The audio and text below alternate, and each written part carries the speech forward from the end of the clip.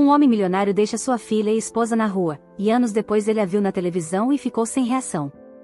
Olá, seja bem-vindo ao canal Histórias Surpreendentes, curta e se inscreva nesse canal, aproveite e ative as notificações. Desde pequena, a vida de Juliana foi rigidamente controlada pelos pais. Eles ditavam o que ela podia ou não fazer, deixando pouca margem para escolhas próprias. Tudo estava sob a supervisão deles, e Juliana aprendeu a não questionar. Quando chegou ao último ano de faculdade, ela começou a namorar Gustavo, um rapaz que assumiu o papel de protetor de forma autoritária, quase como um segundo pai. Juliana não tinha um sentimento forte por Gustavo, mas aceitou o relacionamento porque era o que seus pais queriam. Eles sempre diziam que Gustavo vinha de uma boa família e que ela teria uma vida confortável ao seu lado. De certa forma, estavam certos, Juliana não precisou se preocupar com dinheiro, mas, no fundo, sua vida estava vazia. As coisas mudaram completamente quando Juliana se casou. Se antes ela já tinha pouco controle sobre sua vida, agora o pouco que restava foi tirado. Gustavo ganhava bem e pagava todas as contas, e o único privilégio que Juliana tinha era o de trabalhar como professora em uma escola de música. A vida dela girava em torno do trabalho, da casa e de tentar agradar a Gustavo, que parecia não dar a mínima para ela. Ele escolheu Juliana porque precisava de uma esposa para garantir o acesso ao dinheiro da família, então optou por alguém quieta e obediente, que não causaria problemas. Juliana cuidava da casa impecavelmente, cozinhava refeições deliciosas, mas Gustavo raramente valorizava seus esforços. Muitas noites ele nem sequer aparecia para o jantar, e, quando voltava, Juliana já estava dormindo.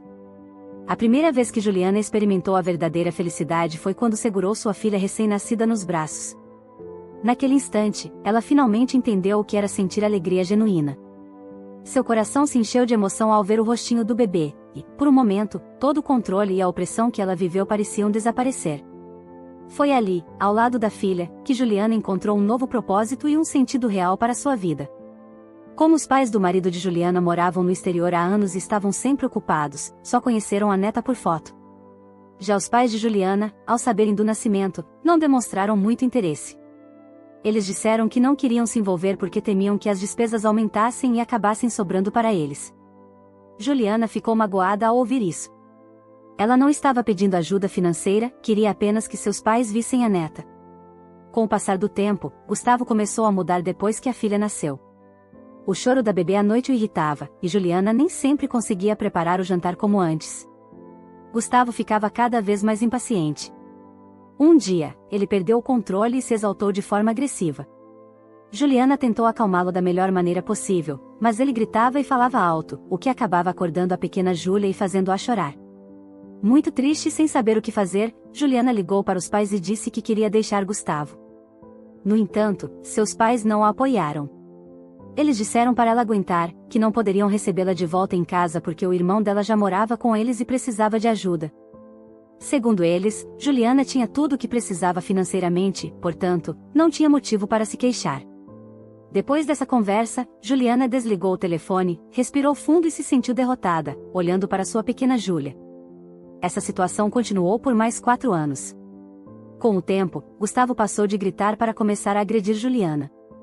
Juliana ligou para os pais novamente e contou tudo o que estava acontecendo. Dessa vez, ela realmente esperava que eles a apoiassem. Mas a resposta deles foi a mesma de sempre, disseram que ela não precisava da ajuda deles e que deveria ter um pouco de paciência, pois em breve tudo iria melhorar. O problema é que, além de tudo isso, Gustavo não dava dinheiro a ela há muito tempo. Ele só comprava o que achava necessário para a casa. Quando Juliana pedia algo, ele sempre arranjava uma desculpa, dizendo que precisava economizar. Foi aí que Juliana percebeu que, pela primeira vez, ela e sua filha precisavam de mais do que apenas o salário que recebia. Afinal, a casa era do marido, e ela não tinha controle sobre nada, assim como sempre foi na vida dela. Nesse momento, Juliana sentiu que precisava tomar uma atitude, que algo tinha que mudar. Uma noite, mais uma vez, o marido de Juliana não voltou para casa. Ela mal conseguiu pregar os olhos, cuidando da filha que estava doente. No dia seguinte, Gustavo apareceu por volta das 11 da manhã, gritando. Juliana não respondeu imediatamente, mas quando se aproximou, percebeu que ele não estava sozinho. Gustavo entrou em casa completamente embriagado e, ao lado dele, estava uma jovem exageradamente maquiada. Juliana, olha aqui como deve ser uma esposa de verdade, disse Gustavo, apontando para a garota. Olha para você. Você ao menos penteou o cabelo hoje?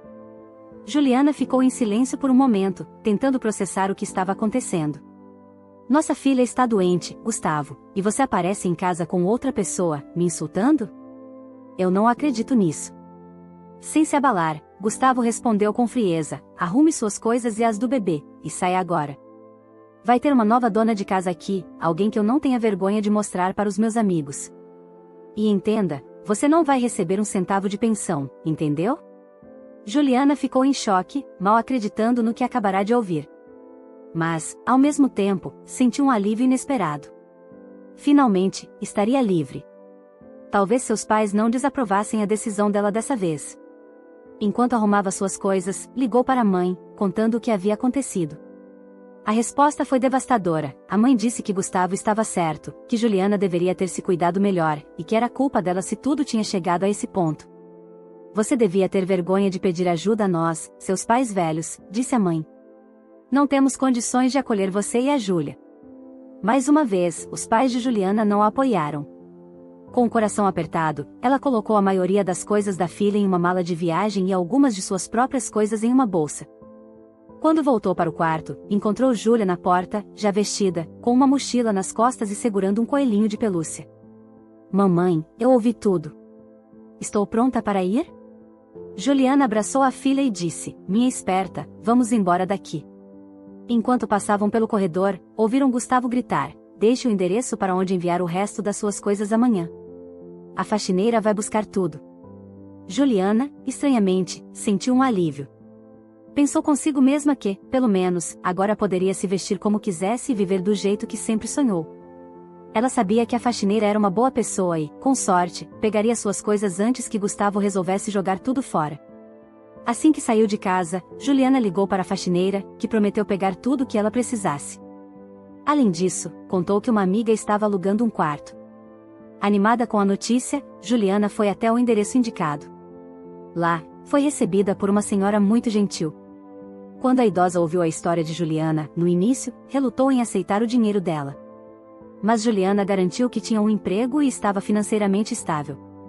Comovida, a avó decidiu que ela poderia ficar de graça e até ofereceu um pagamento para que Juliana ajudasse com as tarefas da casa.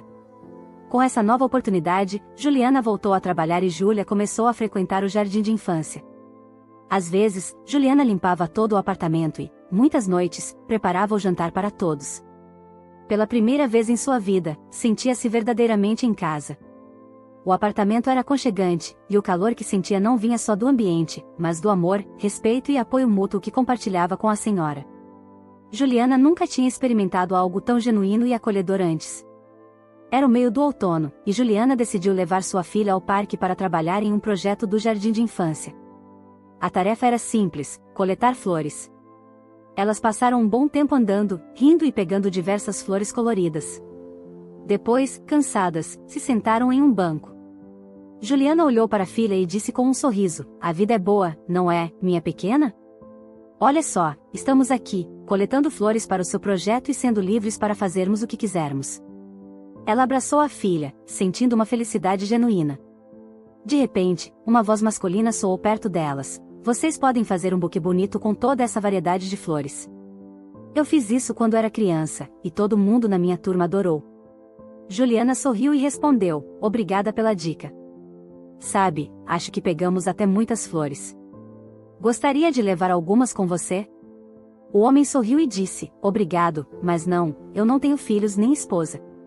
Juliana ficou curiosa e continuou a conversa: ah, desculpe, pensei que estivesse aqui por causa de algum projeto também. Ele respondeu: na verdade, quando eu era criança, eu pegava flores para dar para minha mãe. Eles começaram a conversar mais. O nome dele era Lucas, e à medida que a conversa fluía, Juliana percebeu que ele era um cara muito interessante, além de ser músico. Juliana dava aulas de piano, e Lucas tocava violino. Foi aí que os dois perceberam o quanto tinham em comum e começaram a passar muito tempo juntos. Fins de semana no parque se tornaram uma rotina, onde Lucas brincava com Júlia e passava horas conversando com Juliana. A conexão entre eles era natural e fluía com facilidade. Quando o inverno chegou, Júlia perguntou para a mãe: mãe, por que o Lucas não vem nos visitar? Eu contei para a vovó sobre ele, e ela disse que não se importa se ele vier. Juliana ficou um pouco desconfortável com a pergunta. Lucas sempre as acompanhava até a entrada de casa, mas nunca havia mostrado interesse em entrar. Na verdade, Juliana tinha receio de convidá-lo para entrar, pois não queria contar a ele sobre o passado difícil que ela e sua filha enfrentaram. Sentia vergonha de admitir que foram expulsas de casa. Ela sabia que Lucas nunca havia se casado. Ele já tinha namorado, mas a relação terminou em traição. Agora, ele vivia sozinho, trabalhava muito e adorava viajar. Os dias passaram, e em um dos encontros no parque, Júlia convidou Lucas para uma visita. Ele não conseguiu recusar, e acabou que Juliana contou toda a sua história para ele. Para sua surpresa, Lucas não a julgou de forma alguma. Ele apenas disse que sentia muito por tudo que ela havia passado. Um ano se passou, e os dois continuavam se encontrando no parque, só que agora, estavam sempre juntos. Juliana percebeu que estava se apaixonando por Lucas cada vez mais. Porém, Lucas não dava nenhum sinal de que sentia o mesmo.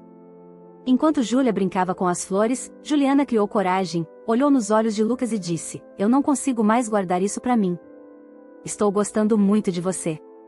Existe algum motivo para não ficarmos juntos?"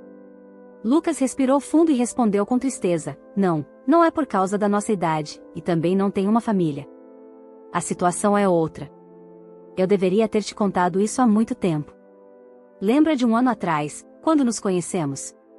Eu tinha acabado de sair de uma consulta médica. Recebi um diagnóstico muito ruim. Fiz quimioterapia em uma clínica em Israel, mas era tarde demais, e os médicos me deram apenas 6 meses de vida. Esses 6 meses já passaram, mas você e Júlia fizeram meu tempo se estender. Eu não sei quanto tempo ainda tenho. Juliana ficou sem palavras, completamente atordoada. Após uma pequena pausa, Lucas continuou: "Agora que você sabe de tudo, quero te encontrar amanhã à tarde."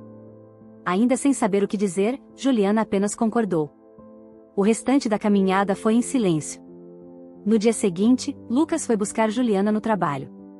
Eles foram até o cartório, e, sem entender muito o que estava acontecendo, ela assinou os papéis que Lucas lhe entregou. Ele apenas disse: "Assina, vai ser bom para você e para a Júlia." Confusa, Juliana ouviu algo sobre uma casa e uma conta bancária, mas sua mente estava longe, tentando processar tudo. Quando saíram do cartório, Lucas disse: "Mude-se para minha casa, que agora também é sua. Eu não terei muito tempo para dar amor e atenção a você e a Júlia, mas quero deixar uma casa e algumas economias para vocês." No dia seguinte, Juliana e Júlia se mudaram para a casa de Lucas. A avó do antigo apartamento também se juntou a elas, pois havia criado um laço forte com Juliana e Júlia, e ficou muito feliz com o convite para morar com elas. Uma semana depois, Lucas foi internado no hospital. Juliana passava a maior parte do tempo ao lado dele, enquanto a avó trazia Júlia para visitá-lo uma vez por dia. Um mês se passou, e Lucas percebeu que o tempo estava se esgotando. Com a voz baixa, ele pediu a Juliana que prometesse algo. Ela se aproximou e ouviu ele sussurrar: "Você e a Júlia precisam ser felizes. Não tenha medo de deixar a felicidade entrar na sua vida novamente. E nunca deixe ninguém te tratar como seu ex-marido te tratou. Minhas meninas, sejam felizes." Juliana, enxugando as lágrimas, respondeu: "Eu prometo, meu único amor." No funeral de Lucas, toda a orquestra em que ele tocava compareceu. 40 dias depois, um concerto foi dedicado a ele, realizado no teatro. Naquela ocasião, a pequena Júlia subiu ao palco, sentou-se ao piano e tocou a música favorita de Lucas, emocionando todos os presentes. 6 anos se passaram. Naquela noite, a avó de Júlia estava na cozinha preparando um jantar especial. Júlia havia ganhado o concurso regional de piano, e já tocava incrivelmente bem. Juliana, Júlia e o pequeno Henrique, filho que Juliana esperava de Lucas na época de sua morte, estavam sentados à mesa. Eles assistiam orgulhosos à transmissão de Júlia tocando piano para uma plateia lotada, um momento exibido na TV. Júlia, agora quase uma professora de piano como a mãe, brilhava em seu talento. Enquanto isso, do outro lado da cidade, Gustavo estava em um bar decadente, assistindo ao noticiário. Ele havia sido excluído dos negócios da família após seus pais perceberem que ele estava arruinando tudo. A jovem que estava ao lado dele no dia em que expulsou Juliana de casa sumiu assim que o dinheiro acabou. Agora, sozinho e desorientado, Gustavo olhava para a tela, sem conseguir reconhecer ou lembrar de onde conhecia aquela talentosa garotinha tocando piano. Durante a cerimônia de premiação, Júlia dedicou sua vitória à sua mãe, a Lucas, que devolveu à sua mãe a fé na vida depois da traição de seu pai, e ao seu irmãozinho Henrique. Espero que você tenha gostado dessa linda história. Curta esse vídeo, inscreva-se no canal e compartilhe esse vídeo com seus amigos e familiares. Obrigado por assistir até aqui e até o próximo vídeo.